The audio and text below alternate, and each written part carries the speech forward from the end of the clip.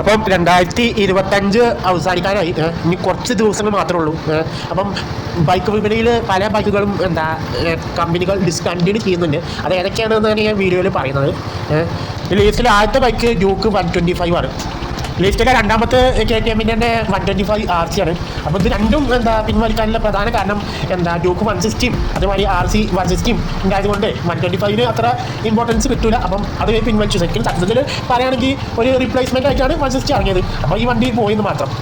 ഇനി ലിസ്റ്റിലെ അടുത്ത ബൈക്ക് ബജാജിൻ്റെ N150 ആണ്. ഈ ബൈക്കിനെ കുറിച്ച് പറയുകയാണെങ്കിൽ കാര്യമായിട്ട് സെയിൽസ് ഒന്നും നടക്കാറില്ല. ഇതിന് പ്രധാനമായിട്ടുള്ള ഒരു കാരണം നോക്കിയപ്പോൾ എല്ലാവർക്കും 150-നെക്കാട്ടിലും കൂടുതൽ ഇതിലുള്ളത് 160 ആണ്. അപ്പോൾ എല്ലാവർക്കും 160-നോടാണ് താല്പര്യം. അപ്പോൾ അവർ കാര്യമായിട്ട് സെയിൽസ് ഒന്നും നടക്കാത്തത് കൊണ്ട് കൂടിയാണ് ഇത് ഡിസ്കണ്ടിന്യൂ ചെയ്തത്. അടുത്തത് BMW ബൈക്കാണ്. അപ്പം GS-ഉം R-ഉം 310 സീരീസ് റിപ്ലേസ് ചെയ്യാണ്. നമ്മൾ KTM-ൻ്റെ മാതിരി തന്നെ അത് റിപ്ലേസ് ചെയ്ത് കണ്ട് 450 ആണ് കമ്പനി ഇറക്കുന്നത്.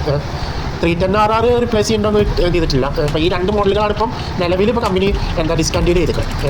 ഇനിയിപ്പോൾ ലിസ്റ്റിൽ അടുത്ത ബൈക്ക് അടുത്തത് ഹോണ്ടൻ്റെ ബൈക്കാണ്. Honda CB 300R.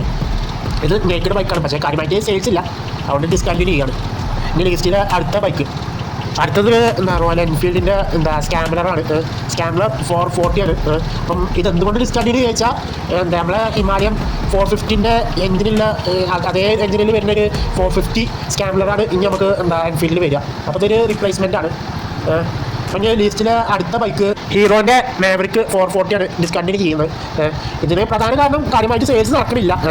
പിന്നെ US കമ്പനിയായ ഹാർലിയും പിന്നെ ഇന്ത്യൻ ബ്രാൻഡായ ഹീറോവും തമ്മിൽ ഡെവലപ്മെൻറ്റ് ചെയ്തൊരു ബൈക്കായിരുന്നു. പക്ഷേ അടുത്ത ബൈക്ക് ഹോണ്ട CD 110 ഡ്രീമാണ്. ഇത് ഡിസ്കണ്ടിന്യൂ ചെയ്യാനുള്ള പ്രധാന കാരണം സെയിൽസ് കുറവായതുകൊണ്ടും പിന്നെ ഷൈൻ ഉണ്ടല്ലോ 100 ഹോണ്ടൻ്റെ, അത് നല്ലപോലെ ആളുകൾക്ക് ഇതിനുണ്ട് താല്പര്യം കൂടുതൽ അതെടുക്കാനാണ്. അപ്പം ഇതിലാർക്കും വലിയ താല്പര്യം എടുക്കാൻ, അപ്പോൾ അതുകൊണ്ട് ഡിസ്കണ്ടിന്യൂ ചെയ്തു.